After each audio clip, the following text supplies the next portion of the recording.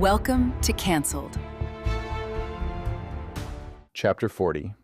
No wonder you're alone. Cruz.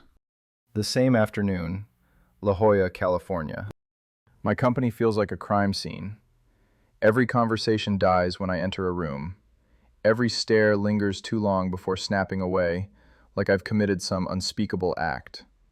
And maybe I have. Maybe destroying the woman I love counts as murder, the slow, brutal kind that leaves no blood but plenty of wreckage. Has she moved on already? Found someone who appreciates what I was too broken to see? The thought of her walking into that bar with another man, someone who doesn't question her motives or dissect her every gesture for signs of deception, makes my chest feel like it's caving in. Someone like Damien. The thought hits me like a punch to the gut. Damien, who believed in her from day one, who saw her potential when I was too busy protecting myself from phantom threats.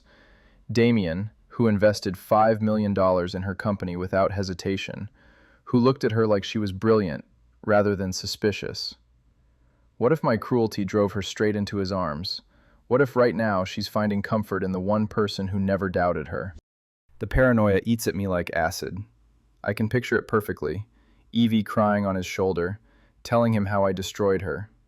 Damien being everything I wasn't.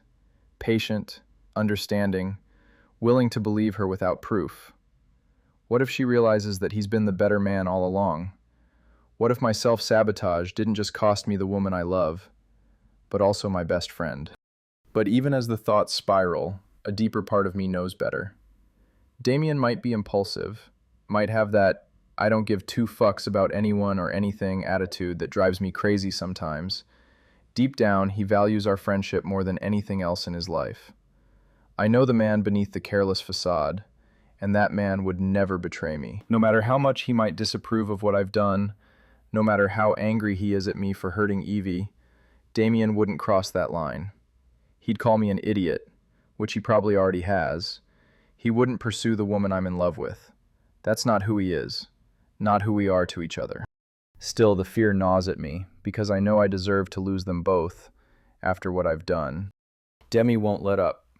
Every day she's in my condo, relentless, fiery, shredding through facts, calling me blind, wrong, the kind of stupid you don't come back from. And I ignore her because if she's right, then I'm not just wrong, I'm the villain in this story. I'm the monster who took something pure and beautiful and twisted it into something ugly, because I was too much of a coward to believe in it. You know what your problem is? She said, pacing my living room like a caged animal. You treat relationships like lab experiments. Control groups, variables, data points. No wonder you're alone. The words hit like a physical blow because they're true. I've spent my entire adult life approaching love like a hypothesis to be tested, rather than a leap of faith to be taken. But today, I break. The weight of her accusations, the growing certainty that I've made the biggest mistake of my life, finally cracks through my stubborn denial. The image of Evie's face that night haunts me, not just the pain, but the complete shock, like she genuinely had no idea what I was talking about. I call in a favor and reach out to Sarah in accounting, someone I trust, someone meticulous who won't let personal feelings cloud their judgment the way I did. And after a painfully long 30 minutes, she finds it. Or rather, she doesn't. Onyx Helix never paid Satin Sinner a single cent. Not once. Not ever. My pulse drops like a dead weight. My lungs go tight. My fingers flex. My jaw locks. And my brain stutters in real time, trying to make sense of something that cannot possibly make sense. I pull up the audit logs myself, trace every action back through the system, through the labyrinth of approvals, only to find one name tying it all together. Vivian.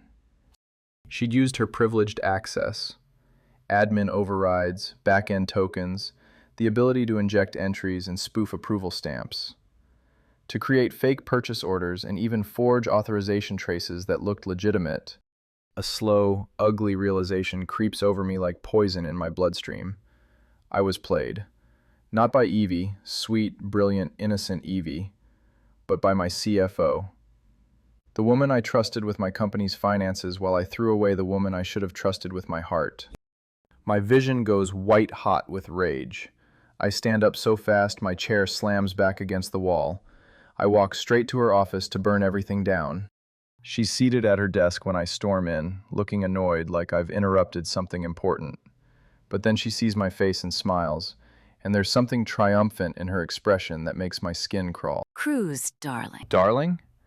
Like she didn't just destroy the only woman I've ever wanted.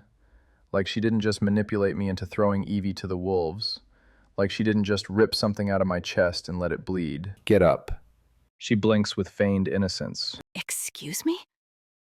I lean over her desk, voice low, lethal.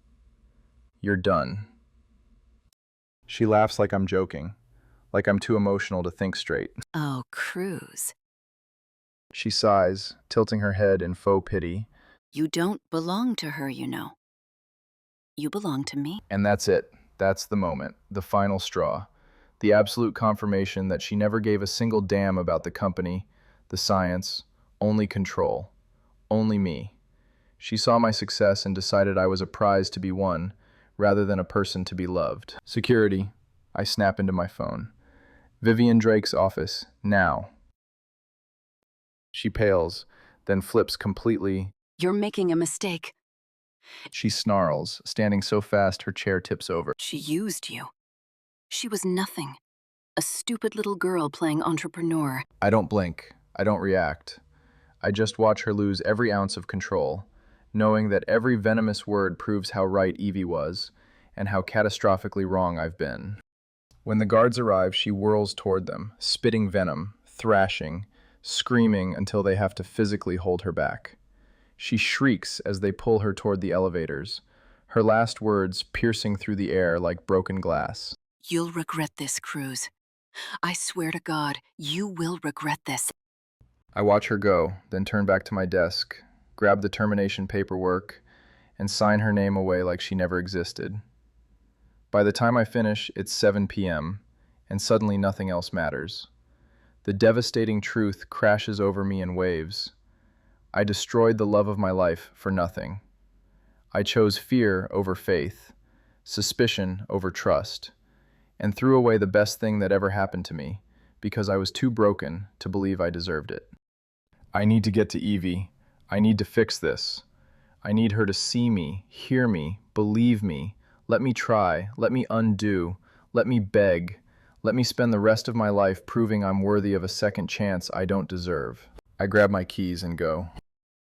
I pull up to the saddle bar ready to fight for her, ready to tell her the truth. She didn't steal a damn thing.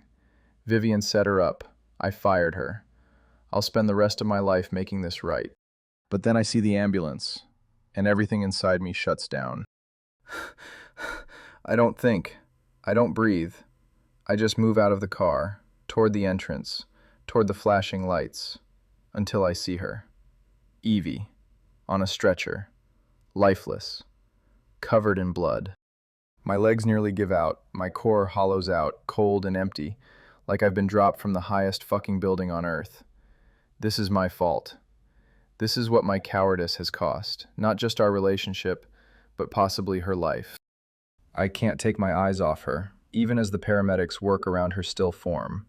She looks so small, so fragile, nothing like the fierce woman who challenged me at every turn, the woman who made me want to be better than my fears.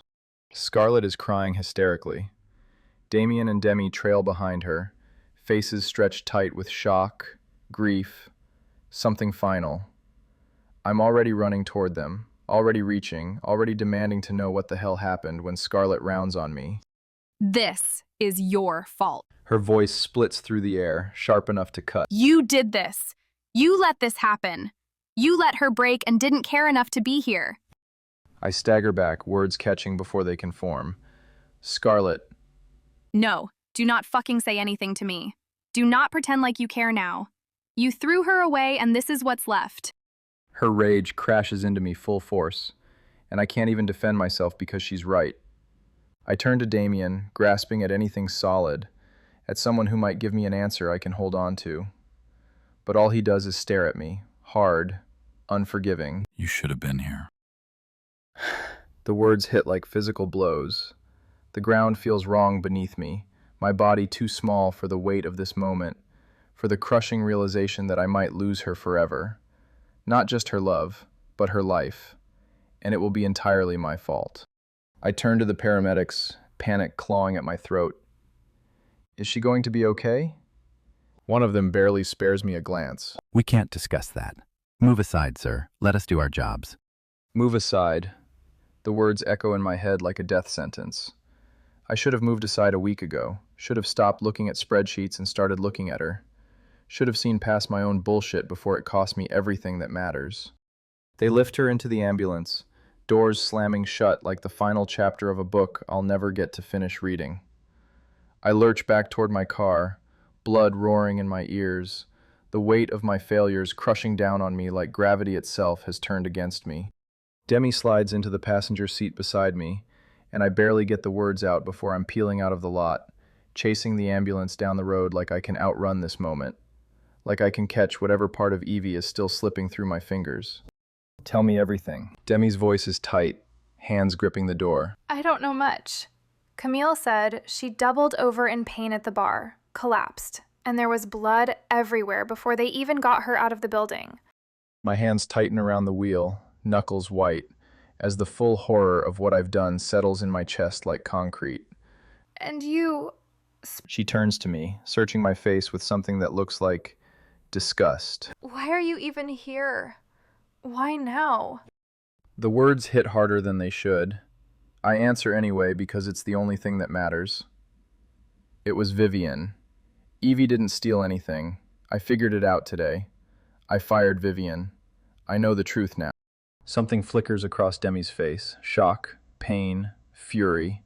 She shakes her head, voice sharp, bitter. You should have figured that out before you ruined her. I close my eyes for half a second, letting the words sink deeper than they already have, feeling them carve new wounds in places I didn't know could hurt. Then, barely above a whisper, I'll never be able to live with myself if she's not okay. And I mean it, because this isn't just about losing the woman I love. It's about becoming the kind of man who destroys everything good in his life and then has to live with the consequences. It's about realizing that all my success, all my achievements, lingering, sad, all the empires I've built mean absolutely nothing if I can't save the one person who actually matters.